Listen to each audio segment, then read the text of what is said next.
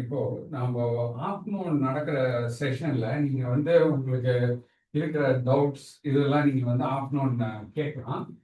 But இப்போ நம்ம பேச போற டாபிக் வந்துட்டு பரிசுத்த ஆவியானவருடைய relation with the father and the son. பிதாவுக்கும் குமாரனுக்கும் இடையில உள்ள பரிசுத்த ஆவியானவரை குறித்த சத்தியத்தை பத்தி நம்ம பார்ப்போம். இந்த சத்தியம் வந்து ஒரு ரொம்ப இன்ட்ரெஸ்டிங்கான ஒரு சப்ஜெக்ட். நிறைய பேருக்கு வந்து பரிசுத்த ஆவியானவருக்கு வந்து அது மட்டும்தான் அவருடைய பெயர்ன்ட்டு நம்ம நிறைய பேர் நினைச்சிருக்காங்க. ஆனா அவருடைய ரோலை நம்ம வந்து பார்க்கும்போது, அவருடைய செயல்பாடை பார்க்கும்போது அவருக்கு அநேக பெயர்களானது இருக்கக்கூடியதாக இருக்கிறது. முதலாவதாக நம்ம பார்க்கும்போது வந்து நமக்கு நன்கு அறிந்த ஒரு பகுதி அனனியா சபீரா. அனனியா சபீரா தான் அந்த அந்த கவர் செய்யும் போது வந்து அங்க பேதுரு கேட்பார், நீங்க வந்து யாருக்கு போய் பேசுனீங்க? பரிசுத்த ஆவியானவர்கிட்ட போய் பேசுனீங்க, அவர் தேவனாய் இருக்கிறார்ன்றது வந்து அங்க நம்ம வாசிக்கும் போது நமக்கு தெளிவா இருக்குது. அதை நிமிஷம் வாசிங்க. அப்போஸ்தலர் 5:3-4. பேதுரு அவனை நோக்கி, அனனியாவே, நிலத்தின் கிரயத்தில் ஒரு பங்கை வஞ்சித்து வைத்து பரிசுத்த ஆவியினிடத்தில் பொய் சொல்லும்படி சாத்தான் உன் இருதயத்தை நிரப்பினதென்ன? அதை விற்கும் முன்னே அது உன்னுடையதா இருக்கவில்லையோ? அதை விற்ற பின்பு அதன் கிரயம் உன் வசத்தில் இருக்கவில்லையோ? நீ உன் இருதயத்தில் இப்படிப்பட்ட எண்ணம் கொண்டதென்ன? நீ மனுஷரிடத்தில் அல்ல, தேவனிடத்தில் பொய் சொன்னாய் என்றான். சோ நம்ம வாசிக்கும் போது வந்து பரிசுத்த ஆவியானவரும் வந்து தேவனாக இருக்கிறார். இப்போ நம்ம அண்டர்ஸ்டாண்ட் பண்ண வேண்டிய ரொம்ப இம்பார்ட்டன்ட் காரியம் என்னன்னா வந்து, நீங்க பழைய ஏற்பாட்டுல பாத்தீங்கன்னா ஆல்மோஸ்ட் 86 ரெஃபரன்சஸ் இருக்கு பரிசுத்த ஆவியானவருடைய செயல்பாடுகள், அவருடைய பெயரை குறித்து. புதிய ஏற்பாட்டுல பாத்தீங்கன்னா 260க்கு மேற்பட்ட முறை வந்து பரிசுத்த ஆவியானவருடைய பெயரும் அவருடைய செயல்பாடும் குறிப்பிடப்பட்டிருக்கு. இப்போ பரிசுத்த ஆவியானவரை குறித்து ஒரு எக்ஸாம்பிள் கொடுக்கறதுக்கு நமக்கு ஒரு ஏற்ற எக்ஸாம்பிள் இல்லை. ஆனா என்ன ரொம்ப முக்கியம்னா வந்து, பரிசுத்த ஆவியானவருடைய செயல்பாடை வந்து உங்களுக்கு நம்மளுக்கெல்லாம் புரிஞ்சுக்கிற மாதிரி ஒரு வீக்கான ஒரு எக்ஸாம்பிள் சொல்றேன். பிதா, குமாரன், பரிசுத்த ஆவியானவர் மூவரும் தேவனாக இருக்கிறார்கள். அவங்க மூவரும் ஒன்றாக இருக்கிறார்கள். பரிசுத்த ஆவியானவரை குறித்து நம்ம புரிந்து கொள்ள வேண்டும் என்றால், ஆவியானவர் என்று சொல்லும் பொழுது அவர் வந்து ஒரு இடத்திற்கோ ஒரு நேரத்திற்கோ உட்பட்டவர் இல்லை. He is not limited by time and space. He is everywhere. அவர் இல்லாம அவரை எங்குமே வந்து நம்ம கொண்டு வந்து என்ன பண்ண முடியாது, நிரப்ப இதுக்குள்ளதான் இவ்வளவுதான் பரிசுத்த ஆவியானவர்னு சொல்ல முடியாது. சோ பெஸ்ட் வந்து அவருடைய செயல்பாடை புரிஞ்சுக்கணும்னா, அவரை வந்து பிதாவின் இடத்தினுடைய இருந்தும் நம்ம பிரிக்க முடியாது, குமாரன் இடத்துல இருந்து பிரிக்க முடியாது. அதுக்கு ஒரு உதாரணம் கொடுக்குறேன். இப்போ இந்த உதாரணம் வந்து இருக்கிறதுலே வீக்கஸ்டான உதாரணம். ஏன்னா எந்த உதாரணம் கொடுத்தாலும் அதை நம்ம புரிஞ்சுக்க முடியாது. இப்போ ஃபார் எக்ஸாம்பிள் வந்து நான் வந்து இந்த மார்க்கரை வந்து எடுக்கணும்னு முடிவு பண்றேன். ஸோ ஃபர்ஸ்ட் வந்து நான் முடிவு பண்றேன், எனக்குள்ளாக சொல்றேன், இப்போ இந்த மார்க்கரை நான் எடுக்கணும்னு சொல்றேன். சொல்லிட்டு நான் என்ன பண்றேன், இதை தூக்குறேன்.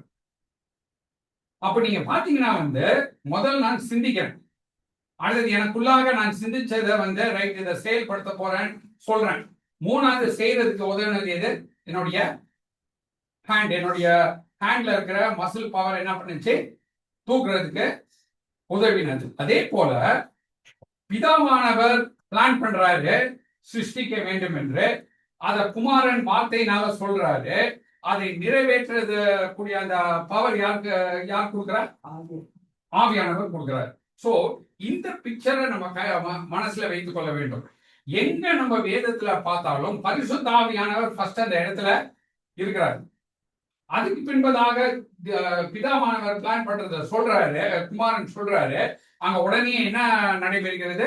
அவர் சொல்ற காரியமானது நடைபெறுகிறது. இதை நம்ம மறந்துட கூடாது. அதனால பரிசுத்த ஆவியானவரை குறித்து நம்ம பார்க்கும் பொழுது அவரை பிரிக்க முடியாது. எப்படி வந்து நம்மளுடைய நம்ம உடம்பு கூட பிரிச்சிடலாம், மரணத்துல நம்ம சரீரம் வந்து பிரிக்கப்படும். ஆனால் எப்படி வந்து உயிரோட இருக்க நம்மளுடைய உடம்புல வந்து இருக்கக்கூடிய அந்த ஸ்ட்ரென்த்தை, நம்ம பிசிக்கல் ஸ்ட்ரென்த்தை எடுக்க முடியாதோ, நம்ம ஆத்மத்துல இருந்தோம் ஸ்பிரிட்ல இருந்தோம், அதே போல பிதா குமாரனிடத்துல இருந்து யாரை எடுக்க முடியாது? பரிசுத்த ஆவியானவரை எடுக்க முடியாது. சோ இந்த உதாரணம் வந்து ஒரு வீக்கான உதாரணம். இதுக்கு வந்து இது ஸ்ட்ராங்கான உதாரணம் இல்ல, ஒரு வீக்கான உதாரணம். ஏன்னா வந்து நம்ம ஆவியானவருடைய வல்லமையை பார்க்கும் பொழுது அந்த வல்லமைக்கு ஈடாக எதுவுமே கிடையாது. சோ அவர் வல்லமையுடையவராக அவர் காணப்படுகிறார். அப்போ அவருடைய பெயர்கள்ல வந்து ரொம்ப இம்பார்ட்டண்டா அவருடைய தன்மையை அங்க காட்டுறாரு. அது ரொம்ப இம்பார்ட்டண்டான ஒரு சத்தியம். சோ நீங்க வந்து பரிசுத்த ஆவியானவர்ன்றதுதான் நமக்கு தெரியும். அப்போ பழைய ஏற்பாட்டுல பார்க்கும் போதும் இதே பெயர் உடையவராக அவருடைய தன்மையை அங்க காட்டினார். சங்கீதம் 51:11 வாசிங்க.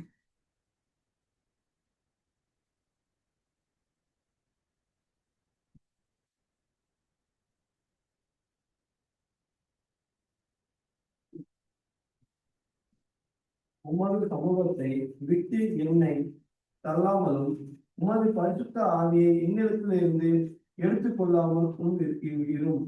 அப்போ நமக்கு பரிசுத்தத்தின் உணர்வு வேண்டும் என்றால் நமக்கு வந்து அங்க பாவம் இருந்தா அங்க யார் இருக்க மாட்டாங்கன்னு தாவீதுக்கு தெரியுது. பரிசுத்த ஆவியானவர் இருக்க மாட்டார். அது ரொம்ப இம்பார்ட்டன்ட். பரிசுத்த ஆவியானவர், அதுதான் அவருடைய தன்மை. பரிசுத்த ஆவியானவர் யார் எது இருந்தா இருக்க மாட்டார்னு சொல்லப்பட்டிருக்கு. தாவீது ஏன் வந்து பரிசுத்த ஆவியானவரை எடுத்துறாதீங்கன்னு சொல்றாரு? பாவம் இருந்தா அங்க பரிசுத்த ஆவியானவர் செயல்பட முடியாதுன்றத சொல்றாரு. அப்போ ஆவியானவர் அங்க என்ன தன்மையை நமக்கு உணர்த்தி காட்ட இருக்கிறாரு? தேவன் பரிசுத்தம் உள்ளவராய் இருக்கிறார், அவர் பரிசுத்தம் உள்ளவராய் இருக்கிறார் என்பதை நம்ம உணர்ந்து கொள்ள வேண்டும் என்று சொல்றாரு. அடுத்தது வந்து மத்தேயு 1:20 வாசிங்க. அவன் இப்படி சிந்தித்துக் கொண்டிருக்கையில் கர்த்தருடைய தூதன் சொப்பனத்தில் அவனுக்கு காணப்பட்டு, தாவீதின் குமாரனாகிய யோசேப்பே, உன் மனைவியாகிய மரியாளை சேர்த்து கொள்ள ஐயப்படாதே, அவளிடத்தில் உற்பத்தியா இருக்கிறது பரிசுத்த ஆவியினால் உண்டானது. சோ நீங்க பாத்தீங்கன்னா வந்து நாம் பரிசுத்த ஆவியானவர் உடைய செயல்பாடு அவர் இல்லாம வந்து பிதாவும் குமாரனும் வந்து செயல்படுகிறது இல்லை என்பதை நம்ம பார்க்கிறோம். அப்போ இங்கேயும் அவர் பரிசுத்த ஆவியானவராக காட்டப்படுகிறார். 1 Corinthians 6:19 வாசி. உங்கள் சரீரமானது நீங்கள் தேவனாக பெற்றும் உங்களில் தங்கியும் இருக்கிற பரிசுத்த ஆவியினுடைய ஆலயமாய் இருக்கிறது என்றும் நீங்கள் உங்களுடையவர்கள் என்றும் அறியவில்லையா? சோ இந்த வசனத்துல எல்லாம் நம்ம பார்க்கும் போது வந்து ஆவியானவர் வந்து என்னவாங்க குறிப்பிடப்பட்டிருக்காரு? பரிசுத்த ஆலயமாக நம்மளை வைக்கிறதுக்கு ஹெல்ப் பண்றாரு. அப்போ ரொம்ப இம்பார்ட்டன்ட் ரோல் என்னன்னா ஆவியானவர் அந்த என்விரான்மெண்ட்டை கிரியேட் பண்றாரு. இங்கிலீஷ்ல சொல்ல போனா அந்த என்விரான்மெண்ட்டை கிரியேட் பண்றாரு. அந்த சூழ்நிலையை அவர் என்ன பண்றாரு? கிரியேட் பண்றாரு. குமாரன் பிறக்க வேண்டும் என்றாலும் அங்க அந்த பரிசுத்தத்தின் சூழ்நிலைகளை கிரியேட் பண்றாரு. நம்ம வந்து செயல்பட வேண்டும் என்றாலும் அந்த பரிசுத்தத்தின் என்விரான்மெண்ட் என்ன பண்றாரு? கிரியேட் பண்றாரு. அப்போ அவர் உதவி செய்யக்கூடியவராக இருக்கிறார். அவர் அந்த என்விரான்மெண்ட்டை கிரியேட் பண்ணலன்னா நம்மளால வந்து அங்க குமாரனையும் அறிந்து கொள்ள முடியாது, பிதாவையும் அறிந்து கொள்ள முடியாது. அந்த என்விரான்மெண்ட்டை கிரியேட் பண்றாரு. சோ நம்மளுடைய சரீரத்தையும் வந்து அவர் பரிசுத்தமாய் வைப்பதற்கு அவர் அந்த என்விரான்மெண்ட்டை கிரியேட் பண்றாரு. சோ ரொம்ப இம்பார்ட்டன்ட் அவருடைய ரோல் வந்து சப்போர்ட்டிங் ரோல். அடுத்தது நம்ம பார்க்கும்போது அவருக்கு பரிசுத்தம் உள்ள தன்மை இருக்கிறதுன்றதான் வந்து நம்ம ஃபர்ஸ்ட் பார்க்கணும். அப்போ அவருடைய என்விரான்மெண்ட், அந்த என்விரான்மெண்ட் என்ன சொல்றதுன்னா அந்த சூழ்நிலையில அவர் பரிசுத்தம் உள்ளவராக இருக்கிறான்னு காட்டுறாரு. சரி, அது மட்டும் இல்லை, அவருக்கு இன்னொரு பெயரும் இருக்குது. நித்திய ஆவியானவர் என்ற பெயர் இருக்குது. எபிரேயர் 9:14 வாசிங்க. நித்திய ஆவியினாலே தம்மை தாமே பழுதற்ற பலியாக தேவனுக்கு ஒப்பு கொடுத்த கிறிஸ்துவனுடைய ரத்தம் ஜீவனுள்ள தேவனுக்கு ஊழியம் செய்வதற்கு உங்கள் மனசாட்சியை செத்த கிரியைகள சுத்திகரிப்பது எவ்வளவு நிச்சயம்.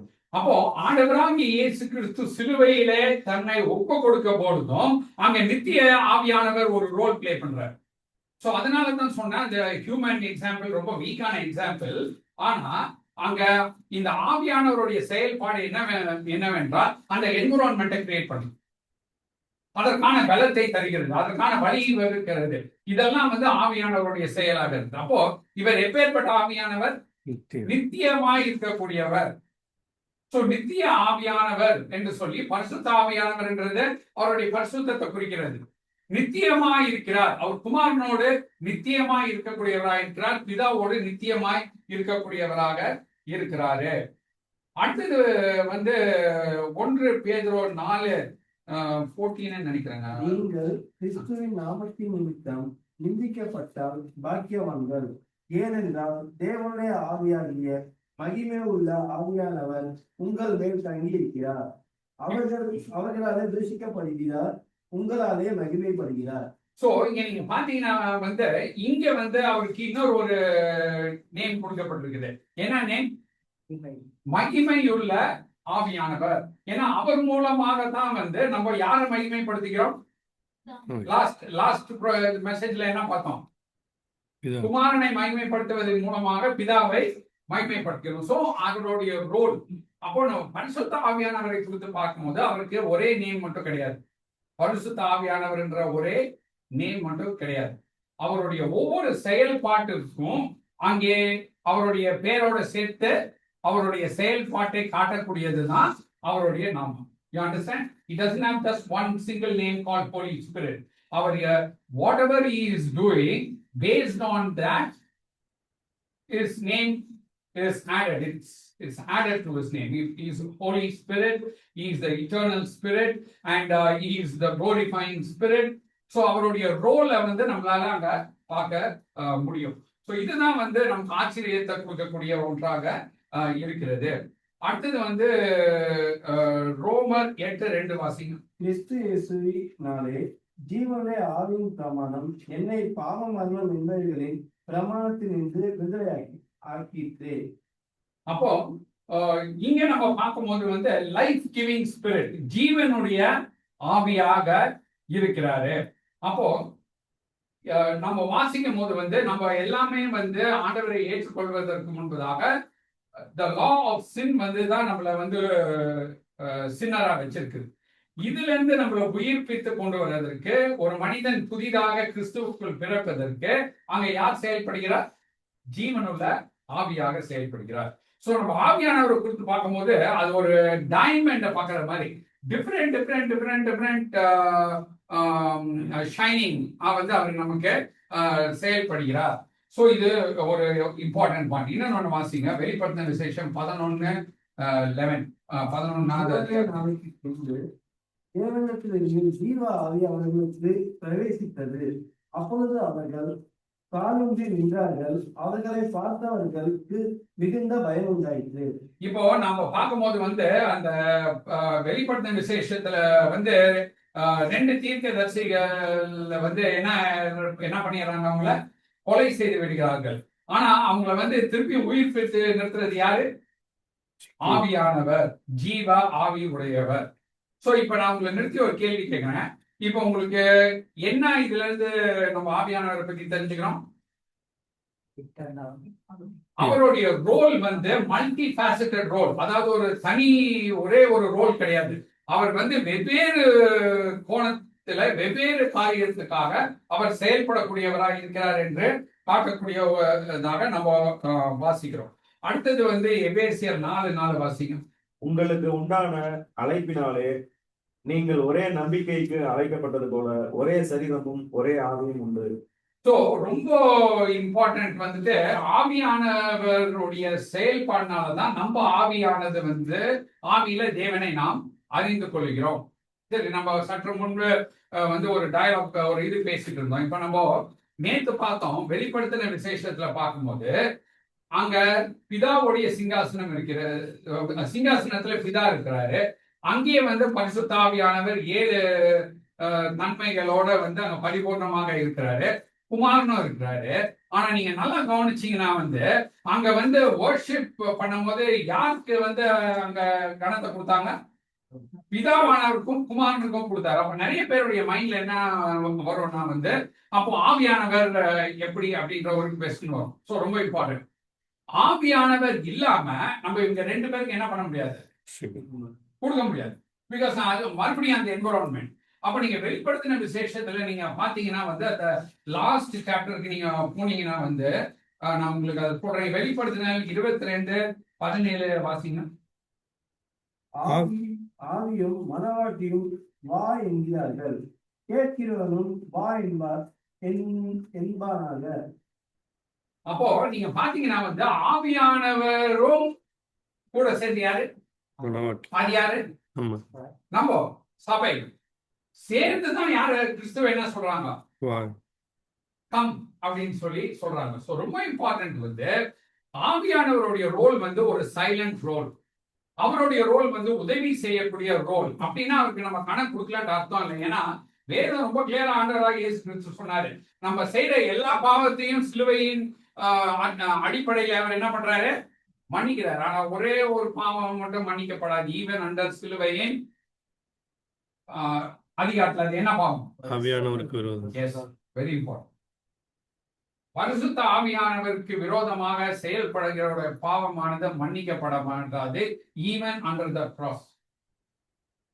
சோ ரொம்ப இம்பார்ட்டண்டா பார்க்கும்போது ஆவியானவர் உடைய செயல்பாடு என்விரான்மெண்ட் இல்லாம, இப்போ ஃபார் எக்ஸாம்பிள் ஈவன் நான் இப்ப பேசுறேன்னா ஆவியானவர் உங்களுக்கு புரிந்து கொள்ள வைக்க முடியலன்னா நான் என்னதான் இங்க இருந்து எக்ஸ்பிளைன் பண்ணாலும் உங்களால வந்து கிராஸ் பண்ண முடியாது. சோ ரொம்ப இம்பார்ட்டன்ட் ஆவியானவர். ரைட். வெளிப்படுத்தின விசேஷம் 1ஆம் அதிகாரத்தின் 4வது வசனத்துல அவருடைய பரிபூர்ண தன்மையை குறித்து வாசிங்க.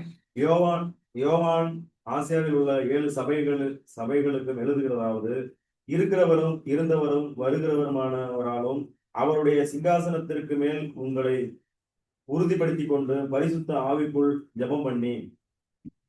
சோ நம்ம இங்க வாசிக்கும் போது வந்து அந்த நான் வந்து உங்களுக்கு திருப்பியும் வந்து ஸ்டேஜ் பை ஸ்டேஜா போய் பார்க்கலாம்.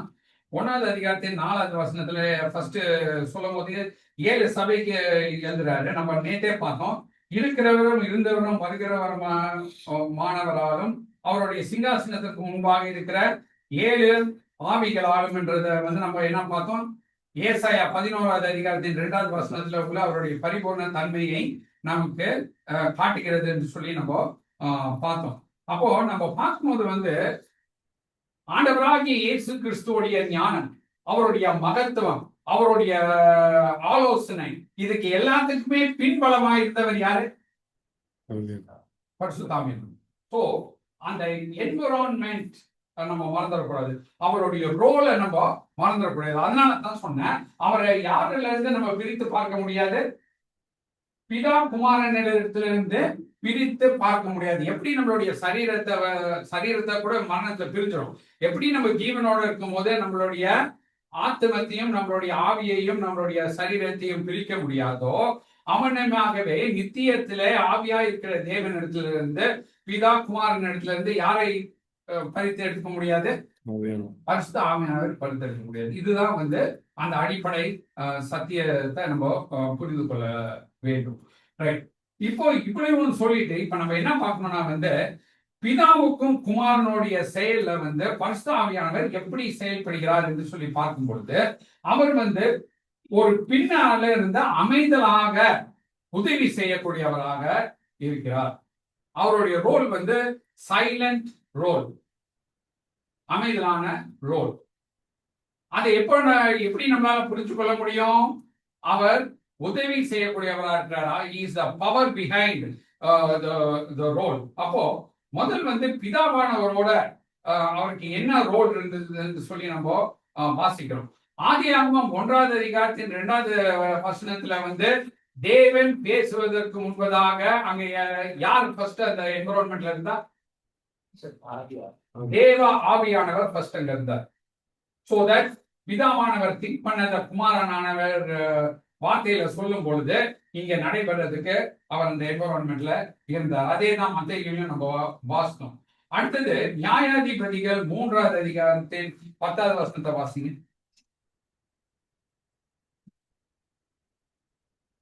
நியாயாதிபதிகள் 3:10.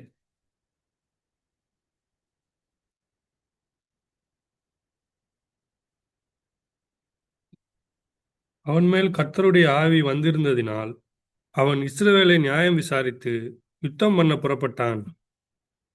சோ இங்க நம்ம பார்க்கும் போது வந்து கர்த்தருடைய ஆவி வந்த பின்பதாக இங்க நம்ம என்னன்னு வாசிக்கிறோம். இது அவன் காலேபை பத்தி சொல்லக்கூடிய ஒரு வார்த்தை. அது அவர் என்ன பண்றாரு? நியாய தீர்ப்பு செய்கிறார், யுத்தம் செய்வதற்கு ரெடியாகி போறாரு. அப்போ தேவனுடைய ஆவியானவர் தான் நம்மளை என்ன பண்ண வேண்டும்? மோட்டிவேட் பண்ண வேண்டும், அவருக்கு நம்ம நிரப்ப வேண்டும், அவர் நம்மளை லீட் பண்ண வேண்டும். அப்போ இப்போ ஆவியானவரை குறித்து கற்றுக்கொள்ளும் பொழுது தான் நமக்கு புரியுது ஏன் ஆண்டவர் சொன்னாரு. நம்ம ஆவியானவரை நமக்கு ஃபுல்லா கொடுத்துருக்கிறாரு, பரிபூர்ணமா கொடுத்துருக்காரு. அப்போ நான் வர்ஷிப் பண்ணனாலும் சரி, நான் கிறிஸ்துவை பின்பற்றினாலும் சரி, பரிசுத்தமாக ஜீவிக்க வேண்டும் என்றாலும் சரி, அவருடைய உதவி இல்லாம நம்மளால என்ன பண்ண முடியாது, செய்ய முடியாது. அப்ப நீங்க பார்க்கும்போது அவருடைய செயல்பாடெல்லாம் பார்க்கும்போது எஸ், எனக்கு வல்லமை இருக்கிறது. யாருடைய வல்லமை? ஆவியானவருடைய வல்லமை இருக்கிறது. விசுவாசிக்கும் பொழுது நம்ம பரிசுத்தத்துல அவர் வழி நடத்துவதற்கு நம்ம என்ன ஆகிறோம்?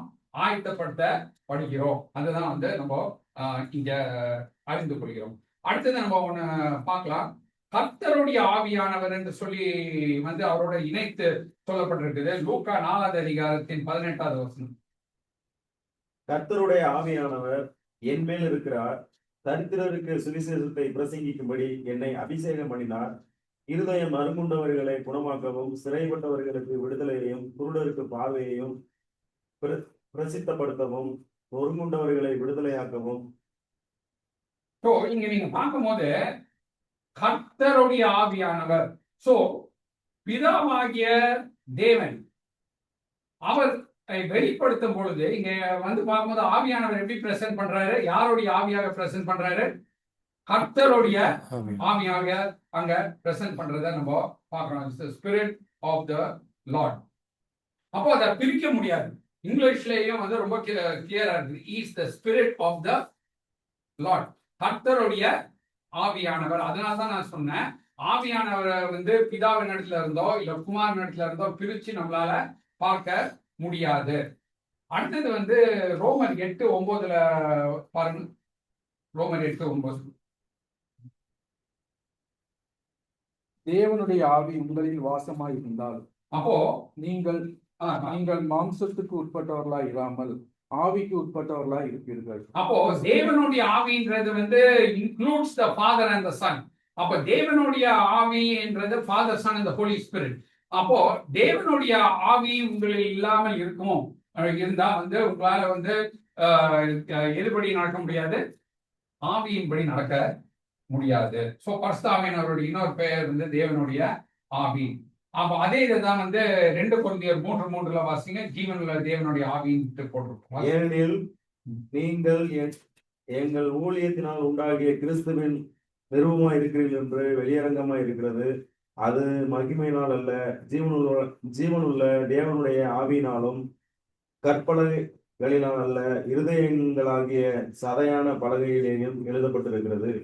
சோ இங்க நம்ம பார்க்கும்போது அவரை ஜீவனுள்ள தேவனுடைய ஆவி என்று நமக்கு பிரசன்ட் பண்ணியிருக்கிறார். சோ ரொம்ப இம்பார்ட்டன்ட் பிதா குமாரன் இடத்துல இருந்து யாரை பிரித்து நம்ம தனியா ஒரு தனி ஆளா பார்க்க முடியாது, ஆவியானவரை பார்க்க முடியாது. அவர் ஒருங்கிணைந்த ஒன்றான தேவனாக காணப்படுகிறார்கள். அப்போ அவர் என்ன பண்றாருன்னா பிதாவுடைய சித்தத்தை குமாரன் செய்வதற்கும் ஹெல்ப் பண்றாரு. குமாரனுடைய சித்தத்தை இப்போ பூமியில நம்மளை வழி நடத்துறது, ரட்சிப்புக்குள்ளாக கொண்டு வருது. பிதா குமாரன் இருவருடைய சித்தத்தையும் இருவருடைய செயல்பாட்டையும் நிறைவேற்றுறதுக்கு அவர் என்ன பண்றாரு? பேக்ரவுண்ட்ல இருந்து ஹெல்ப் பண்றாரு, நமக்கும் ஹெல்ப் பண்றாரு. பிதா குமாரனுடைய செயல்பாடுகளையும் பரிபூர்ணமா நிறைவேற்றுறதுக்கு அவர் என்ன பண்றாரு? ஹெல்ப் பண்றாரு. அதனாலதான் அவருக்கு ப்ராமினன்டான ரோல் அவர் என்ன பண்றது இல்ல, அவர் எடுக்கிறது. குமாரன் யார மகிமைப்படுத்துறாரு? பிதா யாருடைய மகிமையை வெளிப்படுத்த ட்ரை பண்றாரு? குமாரன். அந்த ரெண்டுக்கும் ஆவியானவர் என்ன பண்றாரு? பேக்ரவுண்ட்ல இருந்து சப்போர்ட்டிவ் ரோல் பண்றத நம்ம வாசிக்கிறோம்.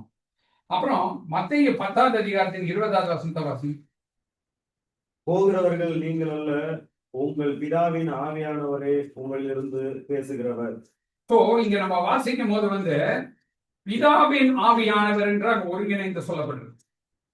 ஸோ ரொம்ப இம்பார்ட்டன்ட். நான் சொன்னது போல அவரை வந்து நம்ம தனித்தனியா பார்ட் பை பார்ட்டா பிரித்து பார்க்க முடியாது.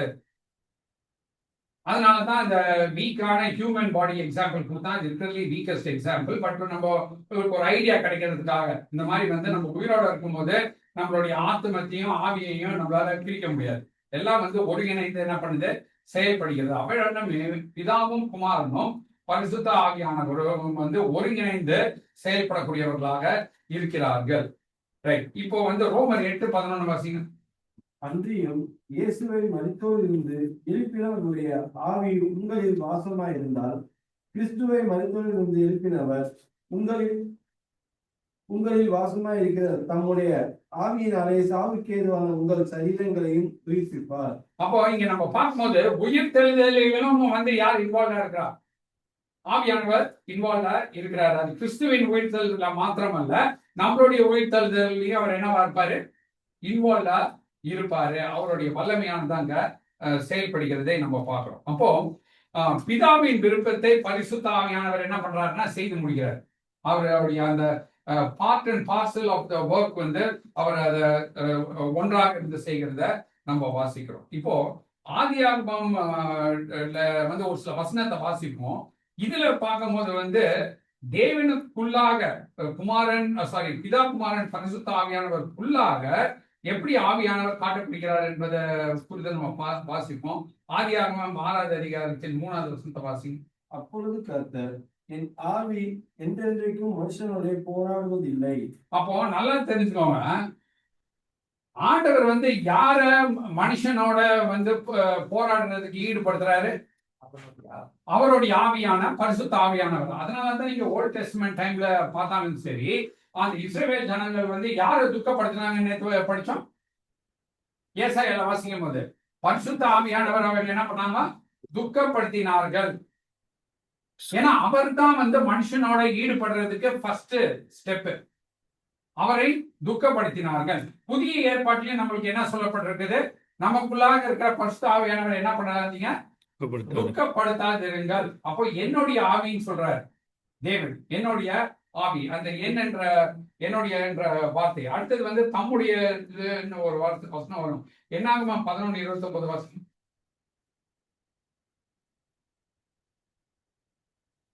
அதற்கு மோசே, நீ எனக்காக வைராக்கியம் காண்பிக்கிறாயோ?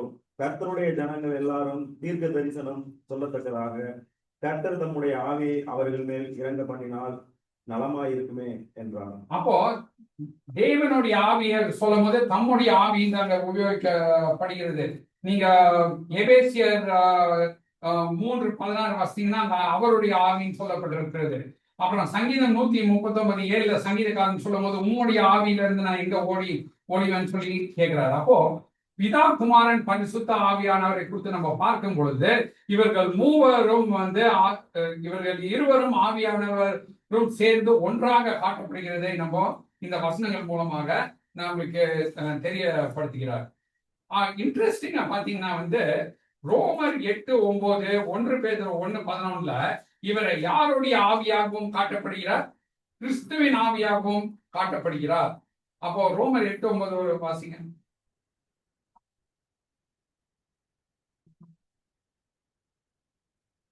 தேவனுடைய ஆவி உங்களில் வாசமாய் இருந்தால் நீங்கள் மாம்சத்துக்குட்பட்டவர்களாய் இருக்கிறாமல் ஆவிக்குட்பட்டவர்களாய் இருப்பீர்கள். கிறிஸ்துவின் ஆவி இல்லாதவன் அவனவன் அல்ல. அப்போ இப்போ வந்து ஆண்டவர் வந்து பரலோகத்துக்கு போறதுக்கு முன்னாடி சீஷர்கள் சொன்னாரு, நான் வந்து உங்களை அனாதையா விட மாட்டேன், நான் திரும்பி உங்களோட வருவேன்னு சொன்னார். அப்போ உயிர் தெளிந்த கிறிஸ்துவானவர் ஆவியானவரின் மூலமாக நமக்குள்ளாக என்ன பண்றாரு, வாசம் செய்கிறார்.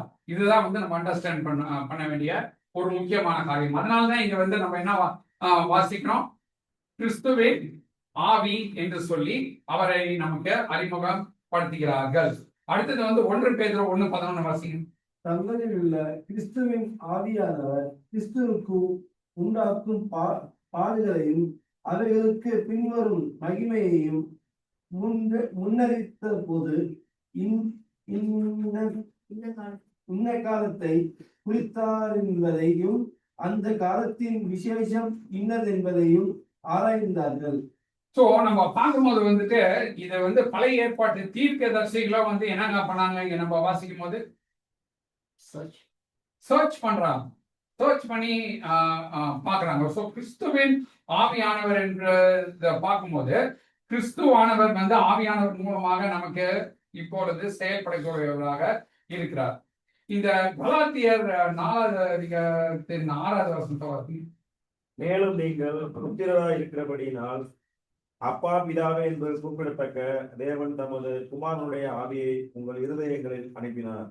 சோ நம்ம வந்து அப்பா பிதாவே என்று அழைக்கத்தக்கதாக குமாரனுடைய ஆவியை அனுப்பினார்னு சொல்லி நம்ம இங்க வாசிக்கிறோம் இல்லைங்களா? அதே இதை வந்து ரோமர் 8:15-16 வாசிங்க.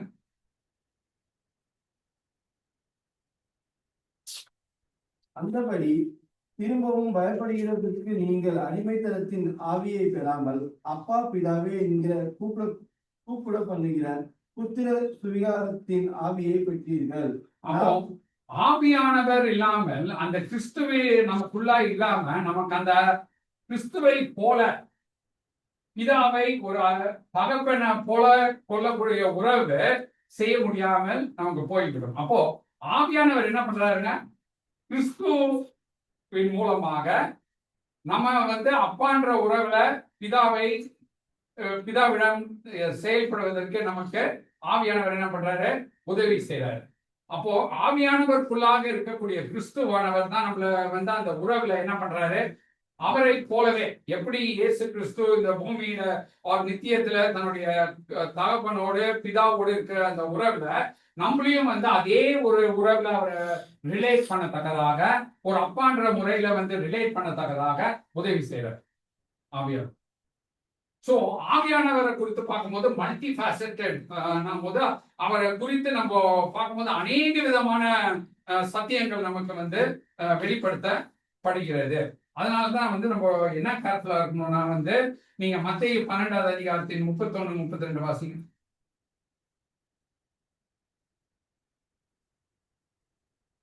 ஆதலால் 30 ஆமா 31-30. ஆதலால் நான் உங்களுக்கு சொல்லுகிறேன், எந்த பாவமும் எந்த தூஷணமும் மனுஷருக்கு மன்னிக்கப்படும், ஆவியானவருக்கு விரோதமான தூஷணமோ மனுஷருக்கு மன்னிக்கப்படுவதில்லை. எவனாயிலும் மனுஷகுமாரனுக்கு விரோதமான வார்த்தை சொன்னால் அது அவனுக்கு மன்னிக்கப்படும், எவனாயிலும் பரிசுத்த ஆவிக்கு விரோதமாக பேசினால் அது இம்மையிலும் மறுமையிலும் அவனுக்கு மன்னிக்கப்படுவதில்லை.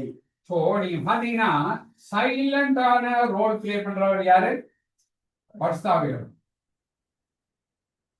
அப்படின்னா ஆண்டவர் இன்டைரக்டா என்ன காஷன் பண்றாரு, அவருக்கு கொடுக்கக்கூடிய கணம், அவருக்கு கொடுக்கக்கூடிய ரெஸ்பெக்ட், அவருக்கு கொடுக்கக்கூடிய வந்து ரைட்டான பொசிஷனை கொடுக்கலன்னா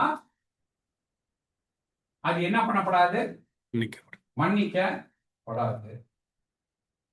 சோ நம்ம பரிசுத்த ஆவியானவருடைய செயல்பாடுகளை பத்தி நிறைய சொல்லலாம். உதாரணத்துக்கு வந்து வேதத்துடைய ஆத்தர் அவர் தான், அவர் மூலமாக தான் வேதமானது நமக்கு தரப்பட்டது.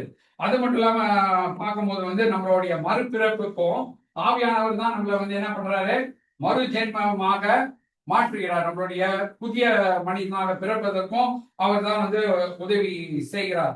அது மட்டும் இல்லாம பார்க்கும்போது நம்மளுடைய சரீரத்துல அவர் வந்து தங்கி இருந்து நம்மளுடைய சரீரத்தை பரிசுத்த ஆலயமாக அங்க நம்மளை பரிசுத்தப்படுத்துவதற்கு உதவி செய்கிறார். நமக்கு வந்து குமாரனை குறித்து நமக்கு வேதத்தை வாசிக்கும் போது புரிந்து கொள்ளக்கூடிய தன்மையை கொடுக்கிறாரு. எது சரி எது தவறுன்னு தேவனுடைய வார்த்தையின்படி பகுத்தறியக்கூடிய உதவியும் அவர் செய்யக்கூடியவராக இருக்கிறார். இதெல்லாம் பார்க்கும்போது அவருடைய செயல்கள் அநேகமா இருக்கிறது. ரொம்ப இம்பார்ட்டன்ட் வந்து நம்மளுடைய இமோஷனல் சப்போர்ட்டாக ஆவியானவர் இருக்கிறார். ஆவியின் கனிகளாகிய அன்பு, சந்தோஷம், சமாதானம், நீடிய பொறுமை, சாந்தம், தயவு, இச்சை அடக்கம் ஆகிய இவைகள் எல்லாம் ஆவியானவருடைய இமோஷனல் ஆட்ரிபியூட்ஸா இருக்கிறது, குணாதிசயங்களாக இருக்கிறது. சோ ஆவியானவரை குறித்து நம்ம படிக்கும் போது வந்து அது ஒரு மல்டி ஃபேசட்டட் ஸ்டடியாக இருக்கிறது. அவருடைய செயல்பாடுகள், அவருக்கு வெறும் பரிசுத்த ஆவியானவர் என்ற பெயர் மட்டும் இல்ல, அதனால்தான் மத்தேயு 28:19 வந்து ஆண்டவர் சொல்றாரு, ஆகையால் நீங்கள் புறப்பட்டு போய் சகல ஜாதிகளையும் சீஷராக்கி பிதா குமாரன் பரிசுத்த ஆவியின் நாமத்திலே நாமங்கள் சொல்ல நாமத்திலே ஒரே தேவனாக அங்க காட்டுறதை பார்க்கிறோம். மூவரில் ஒருமனியில் நாமம் என்ற வார்த்தையானது உபயோகிக்கிறார். சோ பரிசுத்த ஆவியான ஒரு ரோல் வந்து silent role, but powerful role. இதை நம்ம மறந்து விடக்கூடாது. ஸோ இன் கன்க்ளூஷன், நம்ம ஆஃப்டர்நூன் வந்து இதுல இருந்து இந்த சத்தியங்கள்ல இருந்து எப்படி நம்ம நடைமுறையில வந்து இந்த சத்தியத்தின் அடிப்படையில நம்ம செயல்பட வேண்டும் என்று சொல்லி நம்ம ஆஃப்டர்நூன் பார்ப்போம். பட் இன் சம்மரியில பார்க்கும்போது வந்து தேவன் ஒருவராக இருக்கிறார். அந்த தேவன் அவரை வெளிப்படுத்துறதுக்கு அவருடைய பெயர்கள் மூலமாக வெளிப்படுத்துறாரு. எபிரேய மொழிகள்ல அவருடைய பெயர் மூலமாக வெளிப்படுத்தும் போது ஏலோஹிம் என்ற பெயர் வந்து ஒன்றுக்கும் மேற்பட்டவர்கள் என்ற அர்த்தத்தை உடையவது. அப்போ பிதாகுமாரன் பரிசுத்த ஆவியானவர் ஏலோஹிம் ஆன தேவனாக நமக்கு அறிமுகப்படுத்தப்படுகிறார். அடுத்தது வந்து கர்த்தர் என்ற வார்த்தை என்பது யெகோவா என்ற அர்த்தம். இருக்கிறவராகவே இருக்கிறேன், அவர் நித்தியமாக இருக்கக்கூடியவர்களாக பிதாகுமாரன் பரிசுத்த ஆவியானவர் இருக்கிறார் என்றதை பார்த்தோம். அடுத்தது நம்ம என்ன பார்த்தோம்னா வந்து குமாரன் வந்து பிதாவானவர் குமாரனை நேசிக்கிறாரு. நேசிக்கிற குமாரனுடைய வல்லமையை பிரதிபலிக்கத்தக்கதாக இந்த பிரபஞ்சத்தை சிருஷ்டித்து அந்த பிரபஞ்சத்தை அவருடைய குமாரனுக்காக சிருஷ்டிக்கிறார், நமக்காக இல்லை. அந்த பிரபஞ்சத்தை வந்து ஸ்பாயில் பண்ணது பிசாசானவன் ஸ்பாயில் பண்ணா, அடுத்தது பாவம் செய்த மனிதன் ஸ்பாயில் பண்ணான். அதை ரெஸ்டோர் பண்றதுக்கு அவருடைய குமாரனைய ரட்சகராக அனுப்புறாரு. அது அவர் செய்த கிருபை. ஏன்னா நம்மள அவர் மீட்டெடுத்து அவருடைய குமாரனின் மகிமையை காணத்தக்கதாக நம்மள பிளான் பண்ணி என்ன பண்றாரு, மீட்டெடுக்கிறாரு. அது மட்டும் இல்லாம நமக்கு உதவி செய்யத்தக்கதாக பரிசுத்த ஆவியானவரை நமக்கு தந்தருளி இருக்கிறாரு. அப்போ பரிசுத்த ஆவியானவரை யாற்றிலிருந்து பிரிக்க முடியாது, பிதாகுமாரன். ஆமா.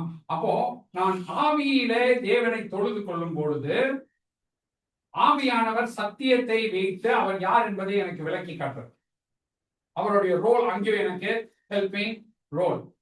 அப்போ அங்கே யார நான் மகிமைப்படுத்துகிறேன், பிதாவை மகிமைப்படுத்துகிறேன், குமாரனை நான் மகிமைப்படுத்துகிறேன். அதன் மூலமாக யாருக்கும் கனம் வருது, ஆமா, இல்லைன்னா அவர் துக்கப்படுவார். நம்ம வந்து அந்த படி லிவ் பண்ணாம சும்மா வந்து வெறும் வேர்ட்ஸ் மட்டும் யூஸ் பண்ணோம்னா அங்க ஆவியானவர் துக்கப்படுவார். ஆனா அந்த அவருடைய லீடிங்ல நம்ம இருந்தோம்னா வந்து கரெக்டா அந்த வேர்டுக்கும் அந்த லைஃப்க்கும் மேட்ச் இருக்கும் போது தான் அங்க அவருடைய லீடிங்கை வந்து நம்ம ஃபுல்லா ரெகக்னைஸ் பண்ண முடியும். So in conclusion of the trinity உடைய நடைமுறை பத்தி தான் ஆஃப்டர்நூன் பார்ப்போம். உங்களுக்கு ஏதாச்சும் கொஸ்டின்ஸ் இருந்தாலும் நம்ம அதை பார்க்கலாம். பட் இதை தான் நம்ம வந்து சரியாக வெறும் அறிஞ்சிருக்கிறது மட்டும் இல்ல, அதை ப்ராக்டிக்கலா நம்ம வந்து லிவ் அவுட் பண்ணி பார்க்கணும். ஸோ நீங்க நெக்ஸ்ட் டைம் வந்து உங்களோட தமிழ் பைபிளோ இங்கிலீஷ் பைபிளையோ நீங்க படிக்கும் போது இந்த ஹீப்ரூ நேம்ஸை வந்து நீங்க அந்த எங்கேயாச்சும் எழுதி வச்சு அதோடைய மீனிங்கை வந்து நீங்க நோட் பண்ணி வச்சீங்கன்னா உங்களுக்கு இந்த ட்ரினிட்டி குறித்து ஒரு தெளிவான அண்டர்ஸ்டாண்டிங் இருக்கும். அப்போ யாராச்சும் உங்களை ட்ரினிட்டி எக்ஸ்பிளைன் பண்ண சொன்னாங்கன்னா தயவு செய்து எதெல்லாம் யூஸ் பண்ண மாட்டீங்க. எக்ஸாம்பிளா உலகத்தில் தண்ணி, எக்கு, ஆப்பிள், டைம், இதெல்லாம் யூஸ் பண்ணா யாருக்கும் புரியாது. புரிஞ்ச மாதிரி தலையாட்டலாம் யாருக்கும் புரியாது. புரிய வேண்டும் என்றால் நம்ம என்ன பண்ண வேண்டும், ஆண்டவருடைய வார்த்தையில இருந்து எடுத்து சொல்லும் போது இன்னொன்னு ஒண்ணு என்னன்னா நம்மளால அவங்க புரிய வைக்க முடியாது. யாரால புரிய வைக்க முடியும், அவர்கிட்ட விட்டுட்டு நம்ம வசனத்தை மட்டும் எக்ஸ்பிளைன் பண்றோம், நம்ம ஒரு இது பண்ணிக்கலாம். ஸோ அட்லீஸ்ட் வந்து உங்களுக்கு கொஞ்சம் தெளிவு கிடைச்சு, நீங்க தெளிவுன்னு சொல்ல வரல, உங்களுக்கு கொஞ்சம் புரிஞ்சிருக்கும் அப்படின்றது விசுவாசிக்கணும். ஆவியானவர் உங்களுக்கு புரிய வைக்கத்தக்கதாக நம்ம ஆண்டவர் வேண்டும். தேங்க்யூ.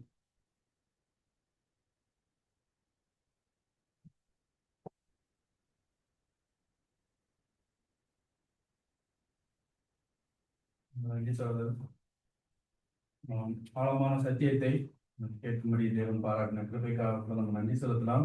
காலையிலே குமாரனுக்கும் பிதாவுக்கும் உள்ள உறவை குறித்து அவர் அன்பிலே கட்டப்பட்டவர் என்பதையெல்லாம் நம்ம காலையில் நம்ம சிந்தித்தோம். இப்பொழுது ஆவியானவரை குறித்து நம்ம அநேக காரியங்கள் நம்ம சிந்தித்தோம். பரிசுத்த ஆவியானவர் வந்து பிதாவிடம் இருந்தோ குமாரனுக்கு பிரிக்க முடியாது என்பதை நாம் சிந்தித்தோம். அவருக்கு சில பெயர்கள் வேதத்திலே கொடுக்கப்பட்டிருக்கிறது. அவர் நித்திய ஆவியானவர், மகிமையுள்ள ஆவியானவர், ஜீவனுள்ள ஆவியானவர் என்பதையெல்லாம் நாம் சிந்தித்தோம். 1 கொரிந்தியரிலே வாஸ்தவனமாக நம்முடைய சரீரம் தேவனாலே பெற்று உங்களில் தங்கியிருக்கிற பரிசுத்த ஆவியானவருடைய ஆலயமாக இருக்கிறது. பரிசுத்த ஆவியானவருடைய ஆலயமாக நம்முடைய சரீரம் இருக்கிறது என்பதெல்லாம் நாம் சிந்தித்தோம். இறுதியாக பரிசுத்த ஆவிக்கு விரோதமாக எந்த பாவமும் மன்னிக்கப்படாது என்பதை குறித்து நம்ம ஆழமாக சிந்தித்தோம். நம்ம ஒரு வசனம் கூட வாசிக்கலாம். நம்ம வாசித்த வசனம் தான் மத்தேயு 12வது அதிகாரம். நம்ம எல்லாரும் வாசிப்போம். மத்தேயு 12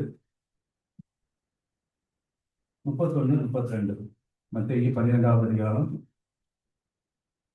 ஆதலால் என்னோட சேர்ந்து வாசிங்க. ஆதலால் நான் உங்களுக்கு சொல்லுகிறேன், எந்த பாவமும் எந்த தூஷணமும் மனுஷருக்கு மன்னிக்கப்படும், ஆவியானவருக்கு விரோதமான தூஷணமோ மனுஷருக்கு மன்னிக்கப்படுவதில்லை. எவனாகிலும் மனுஷகுமாரனுக்கு விரோதமான வார்த்தை சொன்னால் அது அவனுக்கு மன்னிக்கப்படும். எவனாகிலும் பரிசுத்த ஆவிக்கு விரோதமாக பேசினால் அது இன்மையிலும் வறுமையிலும் அவனுக்கு மன்னிக்கப்படுவதில்லை. பிரியமானவர்களை, நம்ம வாசித்த வண்ணமாக இந்த காரியங்களை நம்ம மனதிலே வைத்துக் கொள்வோம்.